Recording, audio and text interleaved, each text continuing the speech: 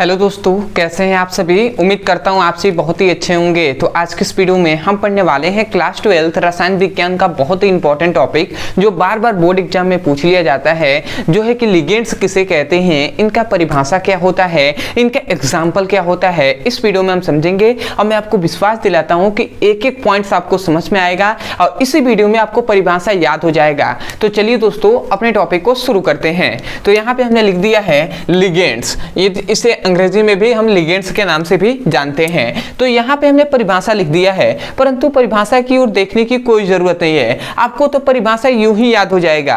तो देखिए इसमें क्या बताया जाता है, तो इसको हम एग्जाम्पल से ही इसका परिभाषा आपको याद दिलाएंगे। यदि वीडियो के अंत तक आपको समझ में नहीं आता है, याद नहीं होता है, तो आप हमें कमेंट सेक्शन में जो मन करे वो लिख के जाइएगा, परंतु अभी के लिए आप फोकस कीजिए। तो यहाँ पे ये बताया जाता है कि कोई भी एक हम उपसंयोजक यौगिक ले लेते हैं, जैसे कि मान लेते हैं पोटेशियम फेरोसाइनाइड हमने ले लिया, ये हमने एक उपसंयोजक यौगिक ले लिया।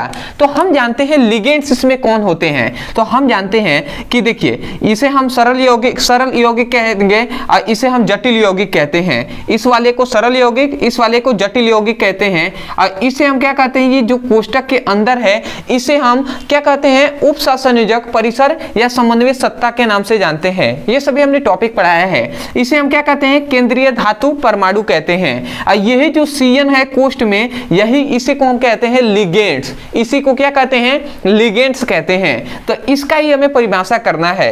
सबसे पहले तो आपको पता चल गया कि हाँ यही लिगेंड्स है। अब देखिए आपको परिभाषा कैसे याद होगा, वो होगा देखिए यहाँ पर ये बताया जाता है। अब लिगेंड्स का परिभाषा आप कैसे कह सकते हैं, तो इसमें यह बताया जाता है कि कोई भी उपसंयोजक यौगिक में जो क्या होते हैं, उपस्थित जो केंद्रीय धातु परमाणु होते हैं, ये केंद्रीय धातु परमाणु है। यदि हम इसका संरचना इधर बनाते हैं तो ध्यान दीजिएगा, ये केंद्रीय धातु परमाणु है।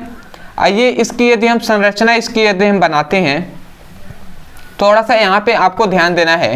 परिभाषा आपके माइंड में पूरा बैठ जाएगा, ठीक है। आपको केवल थोड़ा सा ध्यान देना है, पूरा डेप्थ में हम समझ रहे हैं बातों को, ठीक है। ये नहीं कि परिभाषा केवल रटाकर आप चला जाए, ठीक है। तो देखिए ये क्या है, ये केंद्रीय धातु परमाणु है। ये Fe क्या है, केंद्रीय धातु परमाणु है। और इससे ये 6 CN जुड़ा हुआ है, 6 CN जुड़ा हुआ है,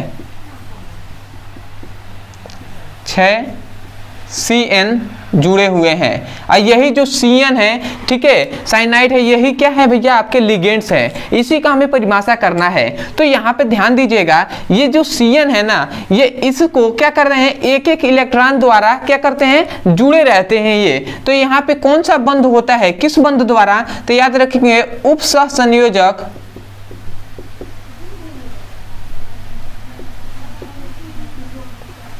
बंध द्वारा जुड़े होते हैं, ठीक है। इतनी बात आपको समझ में आ गया होगा। ये कोष्टक में आपके होते हैं, ठीक है। तो आप इसको कोष्टक में कर लीजिएगा।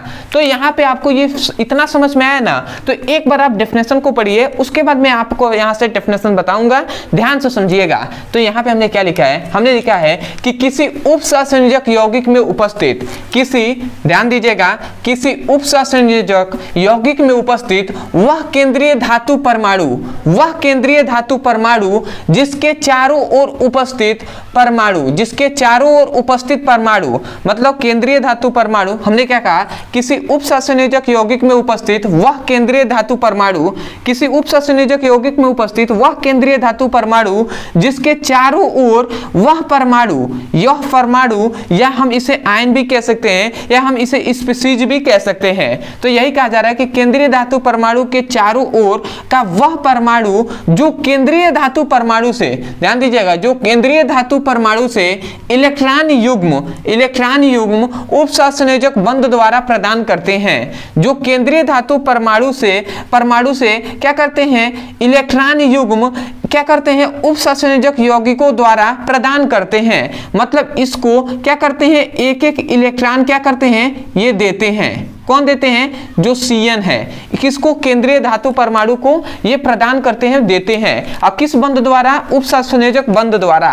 तो उसे ही जो एक एक इलेक्ट्रॉन युग्म दे रहे हैं, उसे ही हम क्या कहते हैं भैया, उसे ही हम क्या कहते हैं, लिगेंड्स कहते हैं। तो आशा करते हैं कि आपको समझ में आया होगा कि क्या कहा जा रहा है। देखिए एक बार और मैं डेफिनेशन बोल रहा हूं, आप ध्यान से सुनिएगा। आप कहेंगे किसी उपसंयोजक यौगिक में उपस्थित वह केंद्रीय धातु परमाणु जिसके चारों ओर उपस्थित वह परमाणु जो केंद्रीय धातु परमाणु को इलेक्ट्रॉन युग्म उपसंयोजक बंध द्वारा प्रदान करते हैं, मतलब देते हैं, तो उसे ही हम क्या कहते हैं भैया, लिगेंड्स कहते हैं। तो देखिए डेफिनेशन को केवल रटने से काम नहीं चलेगा, डेफिनेशन को समझना होगा। यदि आप समझना चाहते हैं तो उसको पूरा डेप्थ में समझिए, ठीक है। अभी मैं छोटा सा परिभाषा भी आपको बता सकता था, परंतु मैं चाहता हूं कि आपको डेप्थ में समझ में आए, क्योंकि इसी पर तो पूरा बेस्ड है। ये जो उपसंयोजक जो चैप्टर है ये पूरा इसी पर बेस्ड है, तो आपको पूरा डेप्थ में समझना होगा। इसलिए मैंने आपको शुरू में ही बताया है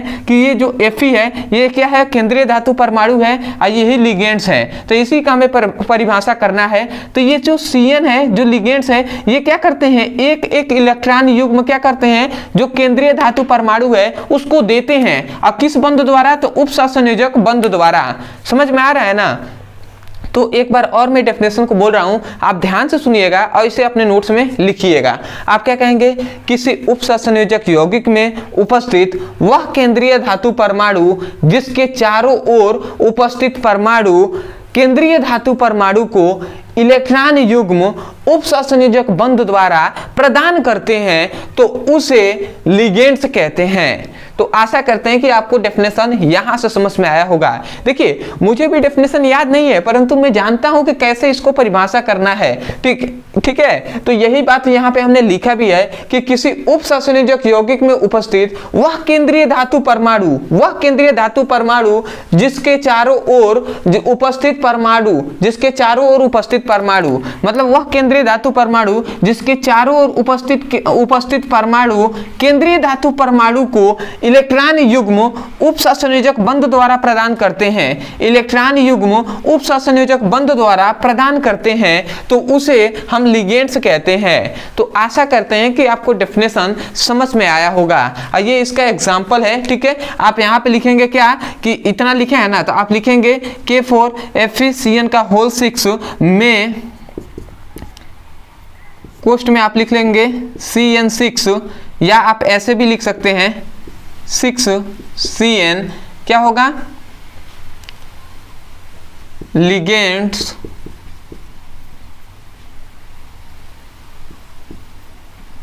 होते हैं, ठीक है। आइए आपको फिगर बनाकर बता देना है, आपको लिख देना है ऐसे, ये क्या है, केंद्रीय धातु परमाणु है, ठीक है। ऐसे आपको लिख देना है, ये इसको आपको लिख देंगे, ये लिगेंड्स हैं, ठीक है ना। इस प्रकार आपको दिखाएंगे तो एग्जामिनर समझेंगे कि हाँ आपने पढ़ाई किया हुआ है। तो आशा करते हैं कि आपको परिभाषा समझ में आ गया होगा।